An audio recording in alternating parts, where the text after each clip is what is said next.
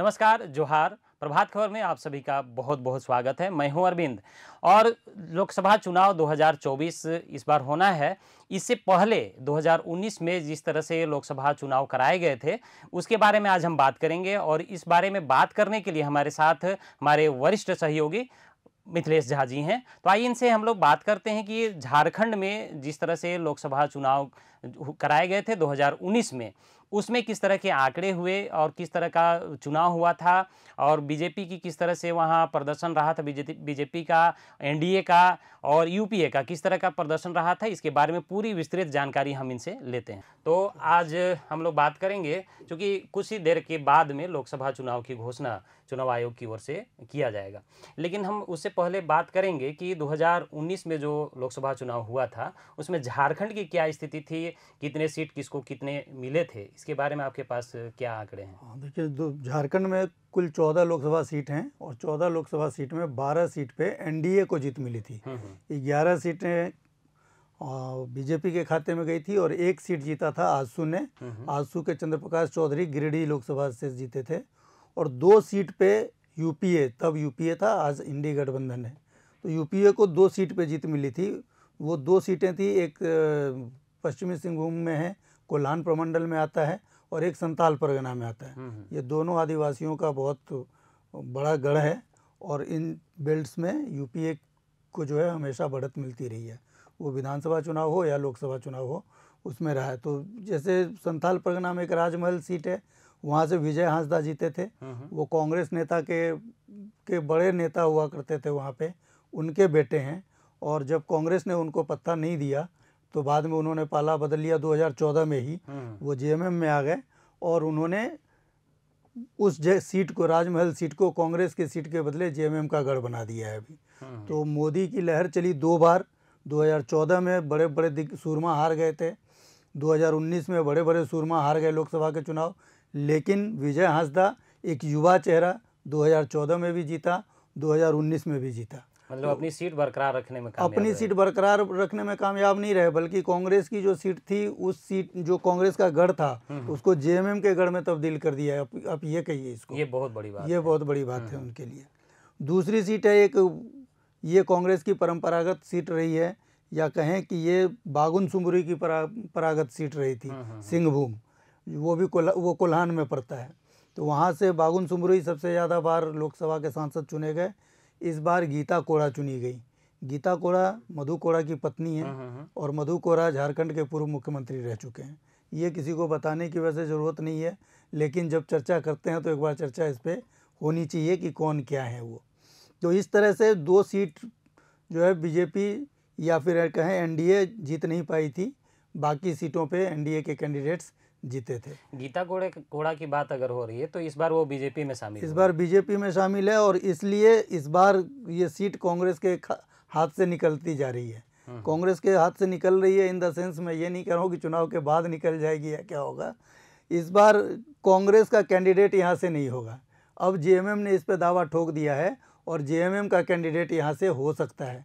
ऐसी जो हम लोगों के पास जो चर्चा है, जो खबर है हम लोगों के पास सूत्रों के हिसाब से, कि जेएमएम ने जो दावे किए हैं उस दावे को कांग्रेस ने भी मान लिया है और इस तरह से हो सकता है कि ये सीट इस बार कांग्रेस के जेब से निकल के जेएमएम के खाते में चली जाए। तो वो एक सीट में फेरबदल हो रहा है अभी। जो इंडिया गठबंधन की जो बात होती है, उस गठबंधन के तहत सीट कांग्रेस के हाथ से जेएमएम का कैंडिडेट वहाँ से हो सकता है। सीट शेयरिंग की तो घोषणा हुई नहीं है, लेकिन अंदर खाने की जो खबर है उसके मुताबिक ये तय है कि ये उस जगह पे अब सिंहभूम सीट पे कांग्रेस की बजाय जेएमएम का कोई कैंडिडेट हो सकता है, लेकिन ये घोषणा नहीं हुई है, ये अंदर खाने की खबर है, ये बता रहा हूँ। और आपको जानकारी दे दें, पिछली बार 7 चरणों में लोकसभा के चुनाव कराए गए थे पूरे देश भर में। झारखंड में 4 चरण में चुनाव हुए थे, जब मात्र 14 सीट के लिए 4 चरण में चुनाव कराए गए थे। इनके अलावा 40 सीटें हैं बिहार में, वहाँ पे 7 चरणों में, सभी 7 चरणों में वोट हुए थे। पश्चिम बंगाल में 42 लोकसभा सीट है, वहाँ भी सभी 7 चरणों में चुनाव कराए गए थे। तो ये एक जो मूल चीज़ें थी वो मैंने आपको बताई अभी। अब आपको कुछ और चीज़ें जो ज़रूरी चीज़ें बता दें हम आपको, सारा आंकड़ा लेके हम आए आपके लिए।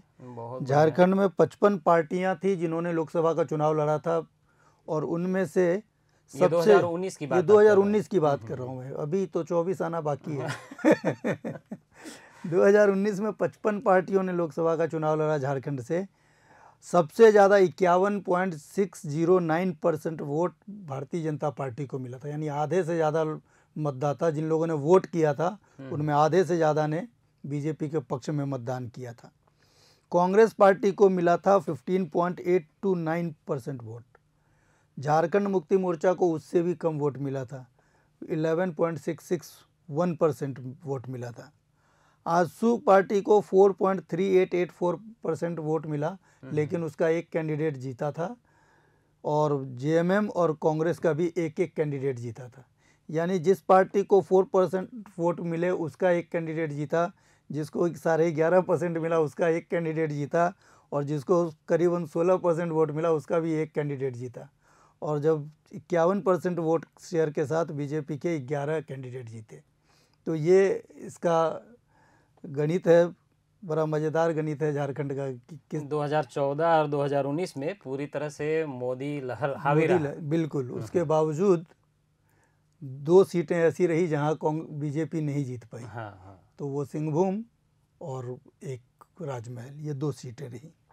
निर्दलीय उम्मीदवारों की बात कर लीजिए, उनको भी 4% वोट मिला था, हालांकि वो सबसे कम था निर्दलीयों को जो वोट मिला था। झारखंड विकास मोर्चा प्रजातांत्रिक एक पार्टी थी, बाबूलाल मरांडी उसका नेतृत्व करते थे, उनको 5% से ज़्यादा वोट मिले थे, हल्का सा स्लाइट मार्जिन था, 5.08% वोट था उनका। यानी कि बाबूलाल मरांडी की पार्टी को आजसू से ज़्यादा वोट मिला था और निर्दलीय को आजसू से थोड़ा कम वोट मिला था। नोटा दबाने वालों की संख्या भी कम नहीं थी, 1.28% वोटर्स ने नोटा दबाया था, है ना। और एक बार आपको वो डेट्स भी बता देते हैं और थोड़ा सा हम इसको नेशनलाइज भी कर देते हैं लोकल के साथ साथ, कि पहले चरण की वोटिंग जो है अपने यहाँ 11 अप्रैल से वोटिंग शुरू हुई थी, है ना, 2019 में, और 19 मई को वोटिंग ख़त्म हुआ था। तकरीबन 1 महीना, आप मान के चलिए 1 महीना से ज़्यादा का समय लगा था, तकरीबन 40 दिन तक का चुनावी कार्यक्रम था टोटल। तो पहले चरण की वोटिंग 11 अप्रैल को हुई। इसमें 20 राज्यों और केंद्र शासित प्रदेशों की 91 यानी 91 लोकसभा सीटों पे मतदान हुआ। दूसरे चरण की वोटिंग 18 अप्रैल को हुई। इसमें 12 राज्यों को शामिल किया गया और 95 लोकसभा सीट थे। 23 अप्रैल को 15 राज्यों की 117 लोकसभा सीटों पे वोटिंग कराई गई। 29 अप्रैल को 8 राज्यों में चुनाव हुए और 71 सीट पे लोगों ने अपने मताधिकार का इस्तेमाल किया। 6 मई को 7 राज्यों की 50 लोकसभा सीटों पर वोट हुए।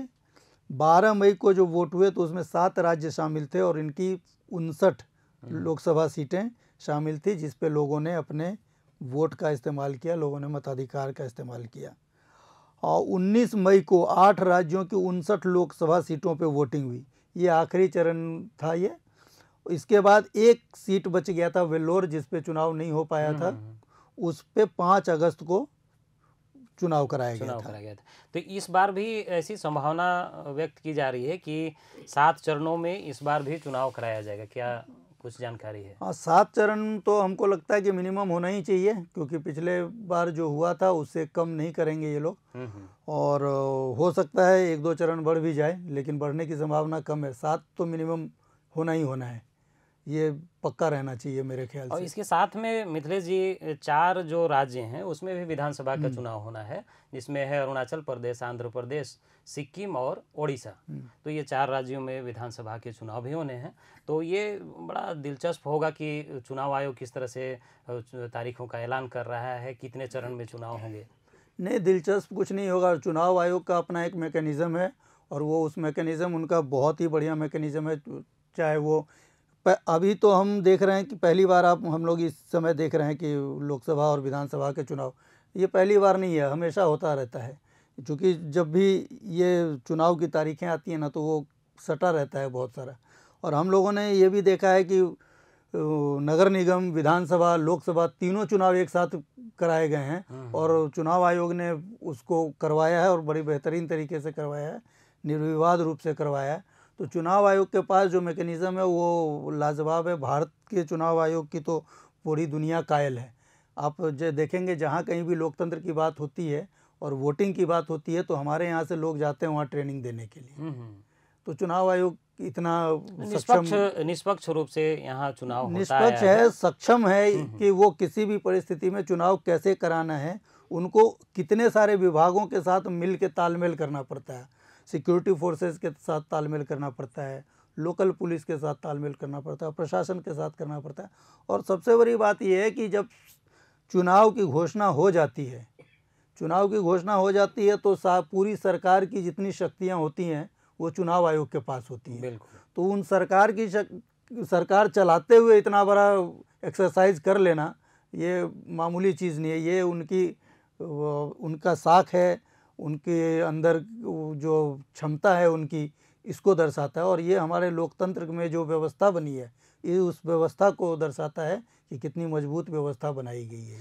हाँ बिल्कुल। और देखिए जैसे तारीख की घोषणा हो जाती है उसके साथ ही आदर्श आचार संहिता भी लागू हो जाएगा। उस पर भी फोकस करना है कि कहीं कुछ गड़बड़ तो नहीं हो रहा है, कहीं कोई घोषणा तो नहीं पार्टियों की ओर से कर दी जा रही है। क्योंकि अगर कोई बड़ी घोषणाएं अगर इस दरमियान अगर हो जाती हैं तो वो तो अपने पक्ष में वोटर को करने वाला मामला हो सकता है। तो उस पर भी चुनाव आयोग का नज़र रहता है। नहीं, चुनाव आयोग की नज़र रहती है। प्लस जो लोग ऐसा घोषणा करना चाहते हैं उनको भी ये पता है कि ये गैरकानूनी है, गलत है।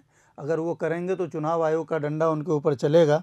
तो वैसे करने से राजनीतिक दल भी बहुत कुछ बच के ही करते हैं, कोशिश करते हैं कि कोई ऐसा काम ना करें कि उनको चुनाव आयोग का डंडा उनके ऊपर चल पड़े।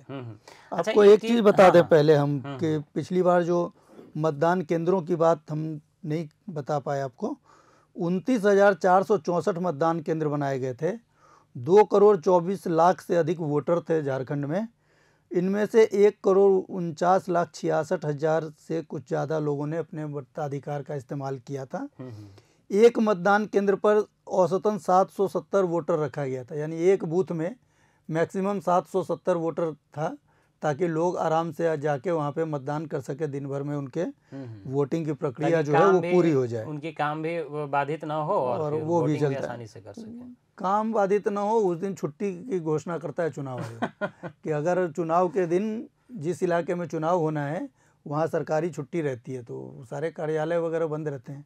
आप बंगाल में जाएंगे आपको चाय की दुकान खुली नहीं मिलेगी उस दिन। हाँ बिल्कुल, ये तो अलग पर्व की तरह मनाया जाता है हमारे देश में। नहीं, वहाँ सारा, यहाँ तो फिर भी चलता है, झारखंड बिहार में वो चीज़ें नहीं दिखती हैं। लेकिन आप चले जाइए बंगाल में तो आपको, अगर आपको खाना होटल में खाना है तो उस दिन खाना आप व्रत रख लीजिए, खाना नसीब नहीं होने वाला है। होटल बंद है, चाय की दुकान तक बंद रहती है, जो फुटपाथ पे लगाते हैं वो भी नहीं खोलते हैं। तो इतने सख्ती से पालन होता है बहुत सी चीज़ों का। तो वो है 229 उम्मीदवार थे पिछली बार झारखंड के 14 लोकसभा सीट पे, और इनमें से 202 की जमानत जब्त हो गई थी। मात्र 27 अपनी जमानत बचा पाए थे, जिसमें 14 विजेता थे और 13 दूसरे नंबर पर रहे होंगे या तीसरे नंबर पे जो रहे होंगे, बाकी सबकी जमानत जब्त हो गई थी। तो झारखंड के लोकसभा का ये लबोलुआब 2019 का है।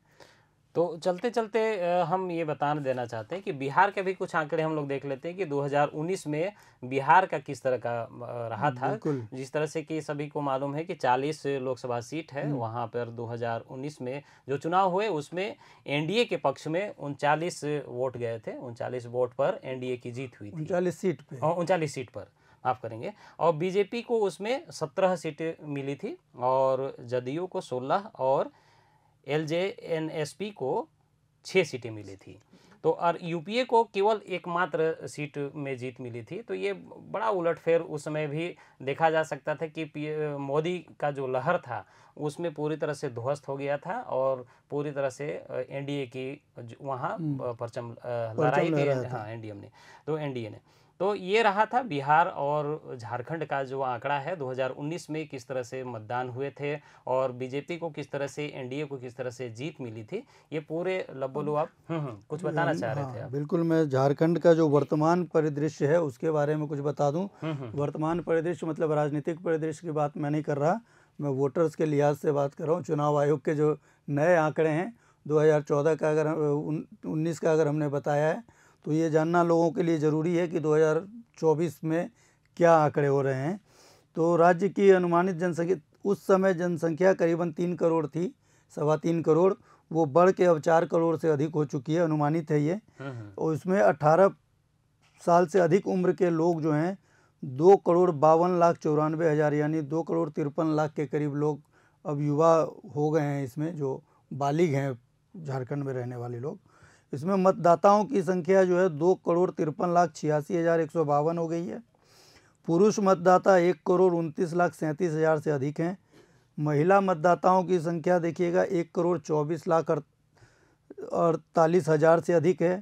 थर्ड जेंडर के 469 वोटर हैं झारखंड में। अच्छा। 18 से 19 साल के आयु वर्ग के कुल वोटर की बात करें तो 7,71,818 वोटर हैं, और इसमें इस वर्ग में पुरुष वोटर की संख्या 3,44,866 है। महिलाओं की संख्या 4,26,717, यानी कि इस मामले में युवा वोटर्स में अगर आप देखेंगे तो बेटियां जो हैं बेटों से ज़्यादा आगे निकल गई हैं। इस बार सरकार का भविष्य तय करने में युवाओं में बेटियों का महत्व जो है बढ़ा रहेगा। थर्ड जेंडर के वोटर भी 18 से 19 साल की आयु के 35 हैं इसमें, और लिंगानुपात जिसको आप रेशियो कहेंगे, जेंडर रेशियो, वो 962 हो गया है। वोटर जनसंख्या अनुपात अगर निकालेंगे तो 63.45 है। तो ये कुछ ज़रूरी आंकड़े थे जो बताना ज़रूरी था। और एक और आंकड़ा आपको बता देते हैं, विजुअली इम्पेयर्ड यानी कि नेत्रहीन जो हैं, दृष्टिबाधित वोटर जिनको हम लोग कहते हैं, उनकी संख्या 62,678 है। जो सुन नहीं सकते, जो बोल नहीं सकते, वैसे लोगों की संख्या 45,489 है। फिर अन्य जो दिव्यांगजन हैं उनकी संख्या भी 70,000 के पार है, और लोकोमोटर डिसेबल्ड जो लोग हैं उनको की संख्या 1,60,000 यानी 1.5 लाख से अधिक हो गई है। ये हैं पूरा झारखंड का, हमने आपको करीब करीब जो डाटा बन रहा था वो सारा हमने आपको अब तक बता दिया है। तो ये लोकसभा चुनाव जो होना है इस बार 2024 में, उसके बारे में ये पूरी विस्तृत जानकारी मिथिलेश झा जी ने दिया है, और 2019 में जिस तरह से चुनाव हुए थे उसके आंकड़े भी प्रस्तुत किए। तो हमने जाना कि 2019 में जो लोकसभा चुनाव कराए गए थे झारखंड में किस तरह से पार्टियों का प्रदर्शन रहा था, पूरी विस्तृत जानकारी हमारे सहयोगी मिथिलेश झा जी ने दिया। तो हम आशा करते हैं कि आप हमारे वीडियो को इसी तरह पसंद करते रहेंगे, हमारे साथ जुड़े रहिए, और लोकसभा चुनाव से जुड़ी तमाम खबरें लेकर हम आते रहेंगे। आप हमारे सोशल मीडिया के माध्यम से भी खबरों से रूबरू रह सकते हैं, पढ़ सकते हैं, जानकारी ले सकते हैं। तो आप वीडियो इसी तरह देखते रहें, हमारे साथ बने रहें। इसके लिए आपका बहुत बहुत धन्यवाद। नमस्कार, जोहार। प्रभातखबर.com, विश्वास वही, रफ्तार नहीं।